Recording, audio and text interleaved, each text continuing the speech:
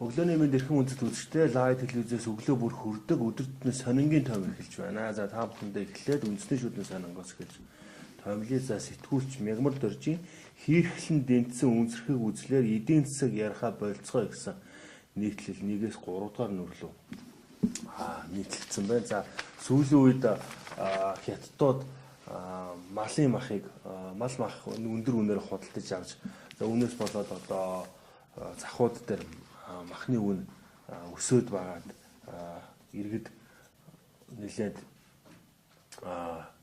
хуваагдсан байдалтайгаар байр суурь илэрхийлж байгаа. Ялангуяа цахим орчин дээр. За тэгэхээр энэ талаар сэтгүүлч Мягмар Дорж хөндөж нийтлэгдсэн байна. За ерөнхийдөө 66.5 сая мал тоологдсон байгаа. За жилдээ бол монголчууд 11 сая мал хүнсэндээ хэрэгэлдэг. Тэгэхээр 10 сая малаа юу яагаад экспортлчих юм бол үндсэндээ одоо 45 сая толгой малтай үлднэ. Тэгэхээр жил бүр ер нь дунджаар 20 сая төл хүлээн авдаг гэж үзэх юм бол ер нь бол жилдээ нэг 11 саяны хүнсэндээ хэрэглээд 10 саяг нь экспортод гаргах бүрэн боломжтой юм биш үү гэсэн ийм одоо зүйлийг хөндсөн байгаа. За гол нь энэ хятад хөрш те одоо манай мөнхийн хөрш бүгд нэг одоо хятадаар дулсан эсрэг одоо янз бүрийн одоо өнцрөг үзэл ингэж ярьсанд орвол эдийн засгийн одоо тооцоо судалгаан дээр үндэслэн ийм зүйлүүдийг одоо ярих шаардлагатай байна гэсэн ийм зүйл ярьсан байна. За үндсэндээ манайх яагаад махаа экспортлж чаддгүй гэхээр Монгол мал маань одоо эрүүл биш. Тэгээд малаа эрүүжүүлэх ёстой гэсэн ийм шаардлага одоо тулгардаг байсан.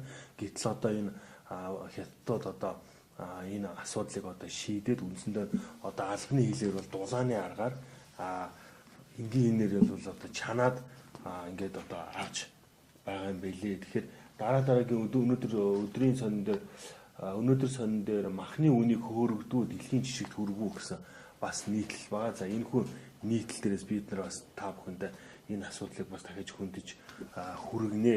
Тэгэхээр яг энэ нийтлэлийн гол зорилго нь за тун утахгүй ингээ хавар болноо.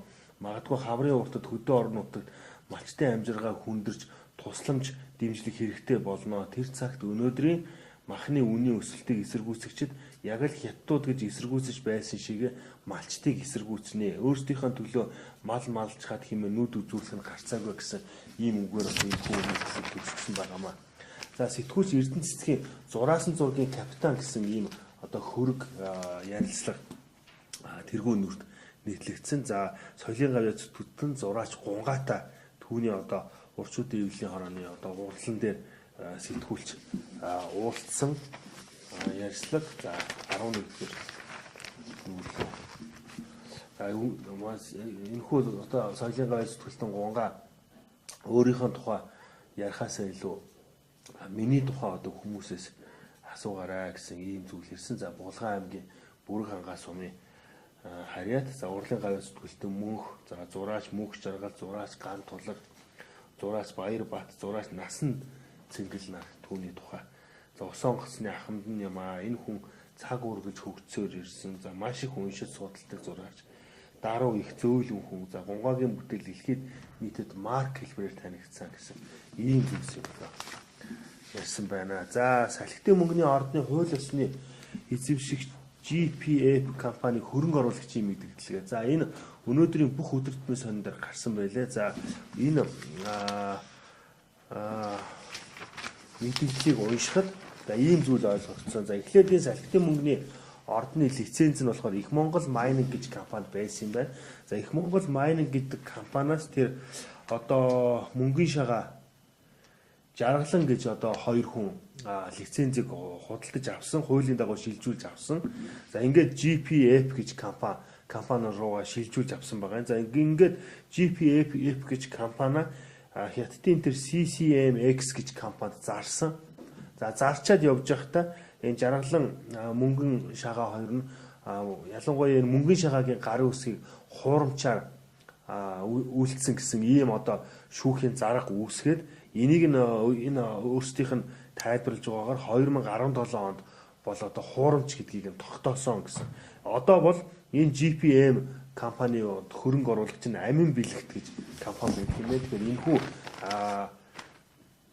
мэдээллийг амин бэлэгт компаниас гаргасан. За амин бэлэгт компани хууль хяналтын байгууллагад хандна гэсэн ийм зүйлийг мэдгдсэн байлээ. За улсын хурлын хамгийн ерөнхий нарийн бичгийн дарга Цолмонгийн улсын хурлын дарга асуудлыг хэлэлцэж шийдвэрлэх нь зөв гэсэн ийм байр суурьтай байгаа гэсэн ярилцлага үндэсний шүтэн сонингийн 2 дугаар нүрт нийтлэгдсэн байна. За ерөнхийлөгчийн хамгийн газраас улсын хурлын дийлэнх олонх нь одоо тий хуулийн төслөө өргөн хүсэлт гаргавал улсын хурлын даргаыг огцруулж болох ийм одоо хуулийн төслийг өргөн барьсан байгаа. За энэ асуудлыг бол энэ 7 хоногт хэлэлцэн. За эхлээд бол улсын хурлын хамгийн газраас төрийн байгуулалтын байнгын хороор энэ асуудлыг шилжүүлчихсэн байгаа. За улсын хурлын дарга ер нь ямар байр суурьтай байгаа талаар хамгийн газрын ерөнхий нарийн Цолмон юу гэж хэлсэн бэхээр за улсын хурлын даргын өмнөөс ямар нэгэн байр суурийг илэрхийлэх нь эрх надад байхгүй. Гэхдээ улсын хурлын даргын зүгээс энэ хуулийн төслийг яаралтай хүлээж авах нь зөвөө.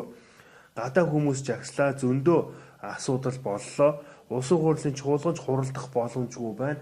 Хуулийн дагуу энэ асуудлыг өргөн барьсан. Тиймээс асуудлыг хуулийн дагуу хэлцэж шийдвэрлэх нь зөв гэсэн ийм байр суурь илэрхийлсэн талаар хэлжээ.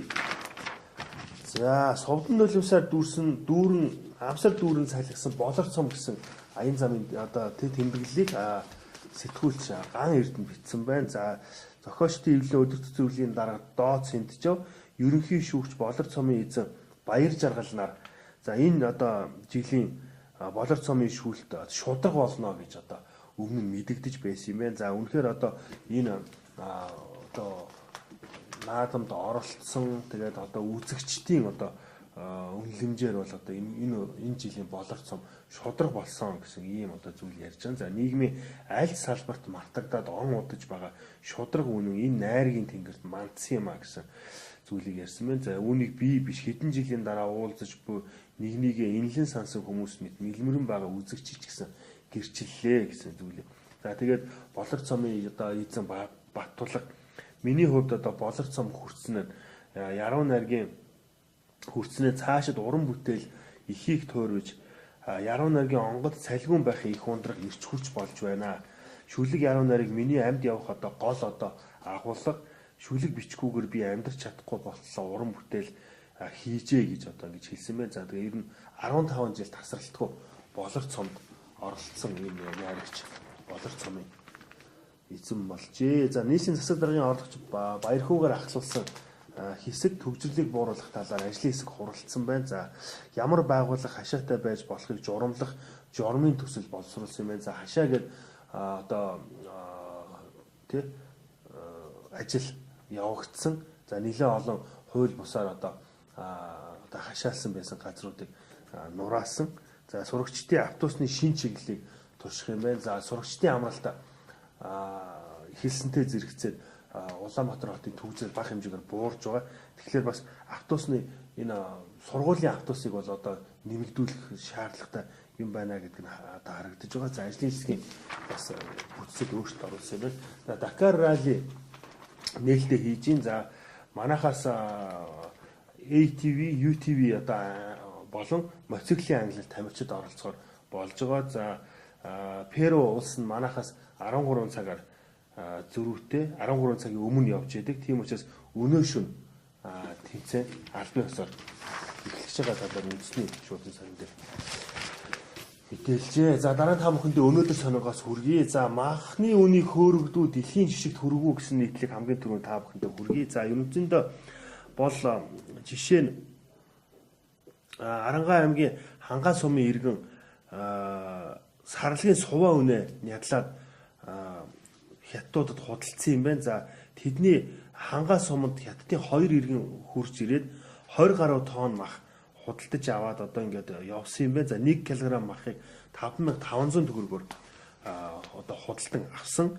За малчны ярьж байгаагаар бол суваа үнэ намар гэхэд нэг 500 нэг 500-аас 600 мянган төгрөгийн үнэтэй байсан юм байна.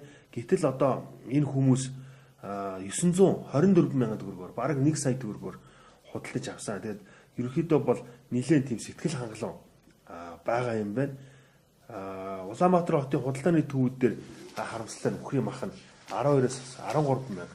За ер нь бол зарим мэдээллийн их сурвалжийн мэдээлэл баг 20 мянга хүрч магадгүй гэсэн ийм зүйлийг яриад байгаа. За энэ тэгээ ер нь хүзүү дагсан гуй буюу ер биш энэ ч нөгөө мас маха би 3 дахь нь.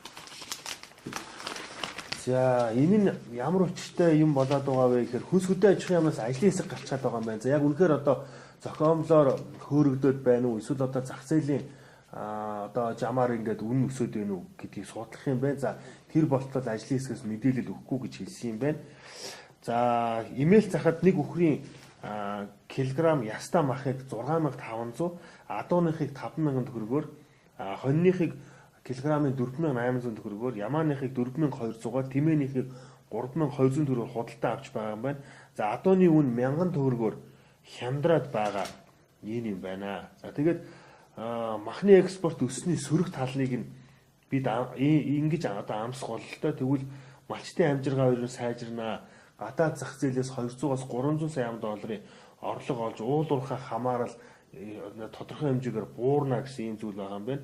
За ямар ч тач махны экспорт нэмэгдэж байгаа буйг үнийг хөөрөгдөлтөй холбон буруутгах учиргүй гэсэн ийм одоо зүйл байна. За өнөөдрийн хоёр өрчүүлэлтний сонин дээр гаргасан нийтлэр бол мал махны экспортыг бол дэмжсэн. За энэ бол ерөнхийдөө зах зээлийн жамаараа явж байгаа. Энэ бол маш зөв зүйтэй зүйлээ гэсэн ийм зүйлийг одоо нэгэн одоо дуугаар мэдээлж байгаа. Зөв яг өвлийн идшээ аваагүй ч гэх юм уу махыг жижиглэнгээр авж байгаа хүмүүсийн хувьд бол нэлээд өндөр үнэтэй. Хоёрдугаарт одоо цагаан сар болж байгаа. Тэгээ үүнтэй холбогдуулаад бас мал махны үн нэлээд өндөр өснөө. Тэгээд энэ нь бол одоо иргэдийн амжиргаанд нөлөөлнө гэсэн иймэрхүү бас бохимдол байгааг бол аль аль талтай ойлгох шаардлагатай. За хүзүү дагсан гуй буюу ерөнхийлөгчийн өргөн барьсан хууль гэсэн нийтлэг сэтгүүлч уянга бичсэн байгаа. За энэ бол нөгөө ерөнхийлөгчийн тамгын газраас усан хурлын даргаыг огцруулахтай холбоотой хуулийн төсөл өргөн барьсан тухай нийтлэл байгаа.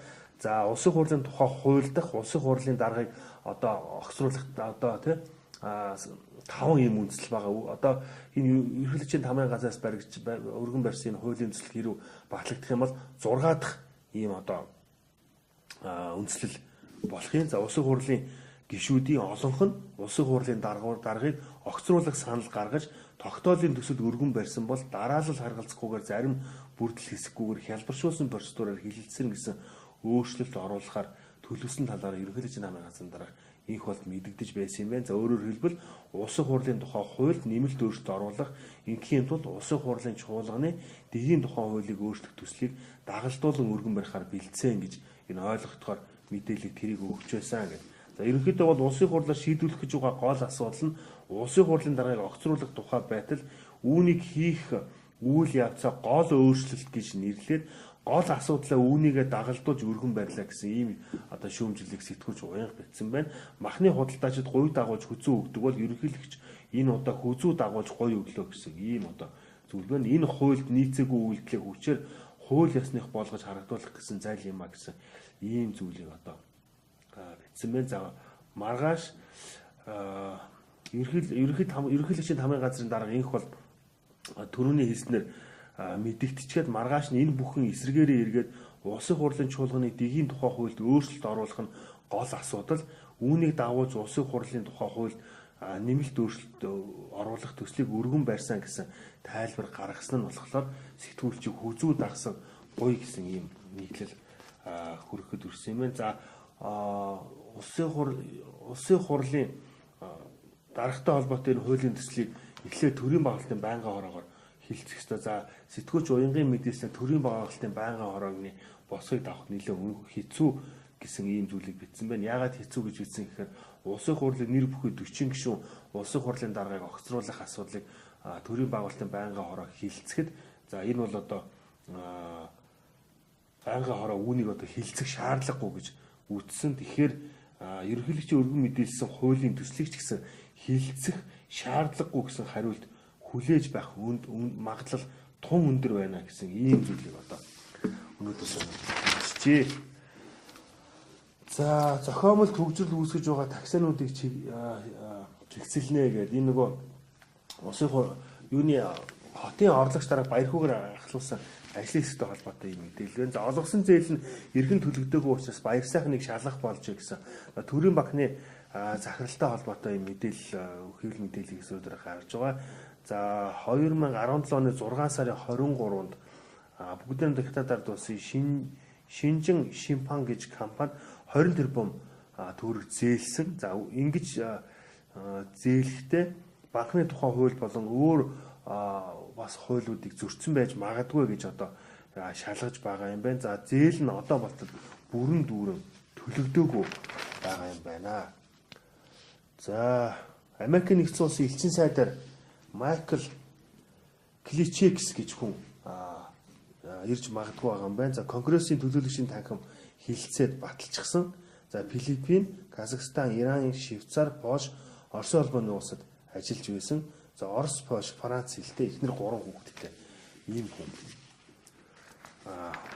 Америк нэгдсэн улсын сайдаар ажиллахаар томилхоор дэмжижээ.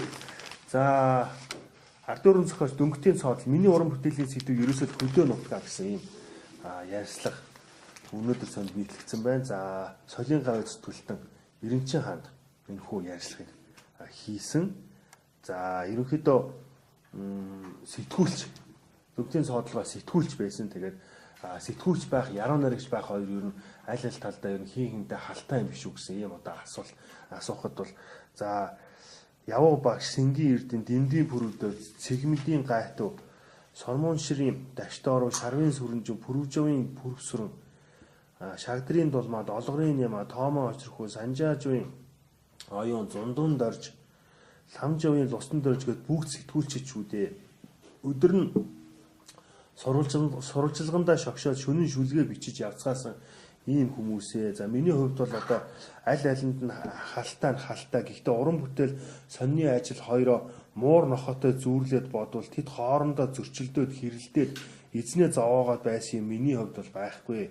Сонины ажлаар томилт аваад явж байх замдаа өчнөө шүлэг бичиж найраглал өгүүлгийн санаа олж байсан гэсэн ийм зүйл ярьж ирсэн ба. Тэгээд Төв аймагт 7 дугаар анги төгсөөд сургуулаа хаяад мал хариуж Улаанбаатар налахын хооронд нүүрс зөөж дэлгүүрт манаач хийж аймгийнхаа төвд хувьсгал залуучуудын эвлийн ажилтан болж ингэж сонин сурвалжлагчаар ажиллаж явсан гэсэн ийм одоо зүйлийг ардын уран зохиолч маань хүрнжээ. Ингээд аймгийн төвд одоо байж байхдаа яваа багштайгаа анх танилцсан. Тэгээ яваа багш нь одоо тэр байсан байранд нь хурж иж шүлгийг нь үзчихээд за чи хотод ирээд юу агараа шүлгээ аваад над дээр очиорой гэж хэлжсэн. Тэгээ 2 жилийн дараа очиод 11-ийн шүлэг нь цог сэтгүүлд нийтлэгдэж байсан гэсэн ийм зүйлийг одоо ярьсан. Тэгэхээр та бүхэн миний уран бүтээлийн сэдв ерөөсөө хөдөө нутаг гэсэн энэ одоо сайхан ярилцлагыг өнөөдөр сонин өнөөдөр цэг юм сайтаас унших боломжтой. За игшлэнд энэ чинь лам эзний олвоо гэсэн нийтлэг сэтгүүлч ганч мэдээлсэн байгаа. За саяхан ерөнхийлөгчийн шилдэг залуу ажлын шагнал хүртсэн уужим сэтгэлд охин тэмцээний үеэр тасралтгүй 20 цаг шал гагнуур хийсэн гэсэн ярьцлага сэтгэж ягмар жаргалтай хийсэн байна. За энэ бол мэргэжил сургалт үйлдвэрлэлийн төвийг тиймээ сургуулиудыг салбарыг мэргэжил сургалт үйлдвэрлэлийн салбарыг дэмжиж байгаагийн илэрхийллээ гэж одоо ойлгож байгаа. За спортын сэтгүүлч Буян Далаа. За Монголын спортод хос морьтой эрхмүүдийн нэгэнд Орногов аймгийн өргөн сумын харьяат Од сүрэнгийн болд эрдэнэ байгаа. Одоо жижүүцгийн одоо суурийг анх тавьсан өдгөө хөгжүүлж яваа. За энэ одоо спорт дээр дэлхийн аварга шалгуур тэмцээнээс медаль хүртсэн хар бүсний болцол хангасан Монголын одоо анхны тамирчин. За Монголын одоо олон улсын шүүгчийн зэрэгтэй. За дэлхийн аварга шалгуур тэмцээний одоо 3 медальтай алт 3 алт 1 хүрэл медальтай. Үндэсний бүхэн аймгийн начин цолтой ийм одоо тамирчинтай. Жуудагийн уршийн аварга шалгуур тэмцээний 10 гаруй медальтайч төрүүлж чадаагүй гэсэн ийм ярьцлага одоо гарсан байна. За Алтар спорт хороонд төрсэн ах хос баяртайгаа хамт ажиллан дэлхийн аварга цэрэн чимэд орхон дэлхийн аварга шалгуур тэмцээний хошоо мөнгөн медаль мандах нарны тэргүүтээ олон шилдийг бэлтгэсэн дэлхийн аварга шалгуур тэмцээний хүрэл медаль гавьяа тамирчин Зогтоёр за өдгөө өвөр Монголын өөртөө засах орны Хөх хотод дасгалжаар ажиллаж байгаа. Түүний одоо араас Пүрбаатар гавьяа тамирчин дэлхийн аварга шалгуур тэмцээний хошоо мөнгөн медаль Пүрбаатар маань бүгд найрамдах хятад ард улсын Гансү мужийн Ланжоо хотод мэргэжлэр ажиллахаар явжээ. Энэ мэдээллийг 5 цагаар сонин дээр мэдээлсэн байна. За дараа нь та бүхэнд 100-ны мэдээ сонингоос хүргэе. 100-ны мэдээ сонингийн leadership форум болно. За Nomadic Content компани захирал Гант Туяаг өрсөн байна. За Мааму ботгохноор дөрвийн бизнесийг хөгжүүлэхийг хичээлж байна. За Монгол контент компани маань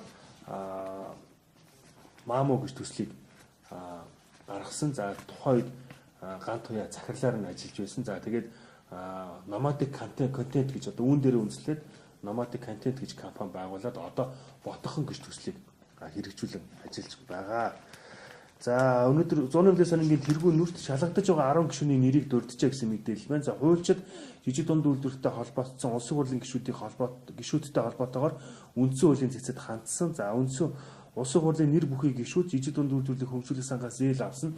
Үндсэн хуулийн зарим зарлыг зөрчсөн хэсэг тогтоолох мэдээлэл маргаан үүсэх боломжгүй гэсэн хариултыг үндсэн хуулийн цэцээс өгсөн юм байна. За Батцороор учир нь цэцэд прокуророос ирүүлсэн мэдээлэл улсын хурлын гишүүн Батцоргийг ялагдагчаар татсан. Батнасан боловч чулуун оюундар Инх баяр Содбаатар Салтан Сүхбат Ундрмаа Учрал болон бусад гишүүдийг эрх мэдлээ уруулан өөртөө болон бусдад даваа байдал бий болгон гэмт хэргийн шинжтэй үйлдэл хийсэн эсийг мөрдөн шалгаж байгааг дурдсан учраас үндсэн хуулийн цэцээс энэ мэдээлэл авах боломжгүй гэсэн юм зүйл ярьсан байна. За Sky Resort дархан цааст газрыг цоорд харгаар 12 жил төлбөргүй ашиглаж гэсэн мэдээллийн 2 дугаар нийтлэлийг сэтгүүлч дамжин орчод бэлтгэсэн байна. За хөрс зүг дараагийн тусгай ажлыг өдөрдөн явуулах уу гэж саяхан халтын мөнгөний ордны одоо төрийн мэдээлэл засгийн газрын хэрэглэх газрын дараах замдан шатар өдөрдөн авсан. За дараагийн бас нэг ордын тусгай зөвшөөрлийг энэ удаад харин ерөнхий сайд хөрс өөрөө удирдах авч магадгүй гэсэн ийм мэдээллийг сэтгүүлд дамжин очир хэлсэн байнамаа. За энэхүү Монгол мэдээ сонингийн тэргүүн нүрт Атман галсан сүх гэсэн ийм сонирхолтой нийтлэг гарсан. За энэхүү нийтлэг сэтгүүлж үл олдох бичсэн. За энэ бол модернист яруу найрагч галсан сүхийн тухай. За түүний одоо муур хочид муухай аж цаахан занд яагаад одоо муур хочтой болсон юм бэ гэсэн. За мэдэхгүй одоо магадгүй би урд насндаа юу байсан, хойд насндаа юу байснаа мэдэхгүй. За арай урд насндаа муур байсан юм биш үстэй гэхэд магадгүй гэсэн ийм хариулт өгч ирсэн байгаа. За тэгээд яаж одоо нямдөрч багштайгаа ураг барилдаж байсан. За дунд сургууль багтаа ломбын няма багш нь хичээл эрхлэгчээр ирээд өдөр 5 шүлэг бичүүлдэг байсан тухай. За ер нь цаашдаа ер нь ямархуу одоо уран бүтээлтэй. За Арангай нутгийн бүсгүйтэй гэр бүл болоод 4 хүүхэдтэй 5 номтой болсон тухай гихчлэн нэлээд сонирхолтой юм хөрөг нийтлэл гарсан байгаамаа. За жүжигчин Эрдэнэ үлэг найруулагчийн одоо хүнд хэцүү албанд өөрийгөө сориод хүрэн одоо ламсрынгийн хүрэн морь найрууллаар хиймор гэж кино хийснэ. Сая өнгөрсөн 7 хоногт нээлттэй хийсэн. Тэгэхээр түүнтэй сэтгүүлч Гант Туяаг ярьцлага хийсэн байна. За дараа нь төгсгөлтөнд та бүхэндээ өдрийн сонингоос тоймолж хүргэе. За улсын хурлын гишүүн Амар Заяа улсын хурлыг бойкотлон жагсаал цуглаан хийж жижиг дунд үйлдвэрлэлийн асуудлыг бүрэн дарахыг оролдож байна гэсэн ярьцлага тэргүүн нүрт гарсан байна. За шүүхийн цахим манаачихын гэсэн ийм одоо хөрөг нийтлэл танаа дүнжи болонгийн нийтлэл гарсан байна. За шүүхийн ерөнхий зөвлөлийн мэдээлэл технологийн хэлцээний дарга мөнх зоргийг одоо онцолсон байна. За ерөнхийлөгчийн зарилгаар хөлбөрийн хүндэт медаль сайхан хүртсэн юм байна. За салхитын тусгай ажиллагаа гадаадын хөрөнгө оруулалтыг татах биш татраах шалтгаан болчихгүй гэсэн нийтлэг сэтгүүлч баасан сүрэн бичсэн байна. За улсын хурлын даргаыг нэг хэсэг бүлэгт нь таалагдахгүй бол гарын үсэг цуглуулад огцруулах болох нэ гэсэн нийтлэг улсын хурлын гишүүн Хаян Хэрва өдрийн санд өгсөн ярьцлаганд өгсөн байна. Өнөөдөр Монгол Ардын намын бүлгийн хуралдаан болно гэдэг. За ерөнхийдөө бол хилцэх асуудал бол ойлгомжтой байгаа. За мэрэгжлийн хэлтийн ерөнхий газрын дарга тэргүүтээ 10 гаруй байцаагчийн авилгын хэрэг юу болсон бэ гэсэн нийтлэг сэтгүүлч Хүрлбаатар өгсөн байна. За мэрэгжлийн хэлтийн газрын экспорт импорт хилийн 20 цэрийн хяналтын газрын дарга АЗ хилцээний дарга Баяр сайхан нар өндөг мах бяцлаг тэргүүтээ түргэн мод хүнсний бүтээгдэхүүн оруулж ирдэг иргэд аж ахуй нэгжүүдийг хэсэн богдуулах замаар тэрбум гаруй төгрөгийн авилга авсан хэрэг нь одоо альдаа тэмцэх газар хуулийн байгууллагаар шалгагдаж байгаа. За ерөнхийдөө бол авсан мөнгөний сүүлдээ сейфэндээ багтгаа байгаад ирэхээр ам доллар юанаар хавхал өгөхийг харилцагчдаас шаарддаг байсан гэсэн юм. За сүүлдээ мэрэгжлийн элт ерөнхий газрын байцаагчдад мөнгөн дүү хуваарлдаг байсан гэсэн ийм нийтлэг өдрийн сандар гаргаж энэ хэрэг одоо юу болсон бэ? Энэ хэргийг одоо шалгаж байгаа яг нэлээд удаан байна гэсэн ийм хөө зүйл гарсан байна. За нэг машинд ногт авто замын хэмжээ дутаад байгаа болохоор төгсрээд байна. 2019 онд Улаанбаатар хот гадна тойроогийн гэр гадна тойроогийн замыг гэр хороолуудад түлхүү тавина гэсэн ийм одоо мэдлэл байна. За Монголын хөгжлийн ордны багш Ган Чимэг за саяхан Монгол улсын гавьяат багш цол хүртсэн нарны хаан хүүхдүүд дууны хоорыг бий тавьсан гэсэн ярилцлагыг сэтгүүлч Дагшнамд өгчээ. 2019 онд дохиох спортын томоохон арга хэмжээнүүдийн хуваараа за ерөнхийдөө 12 сараар дамжуулан гарсан байна. За болорцом 36 дугаар наадмын эзнэр Яруунааш Батулга тодорлоо. За энэ сард ихэнх нутгаар өдөртөө 15-аас 20 хүний хүүтэн байна гэсэн. За малгайгүй бол нүцгэн гэсэн үг гэсэн энэ нийтлэлийг мэдээллийг ариун цэцэг бэлтгэсэн байна. За ингээд өнөөдрийн өдөр тутмын сонингийн том үгээр өндөрлөж байна. Та бүхэн маргааш 9:30 минутаас эргээд уулзъя. Өдрийг сайхан өнгөрүүлээрэй. Баяр таа.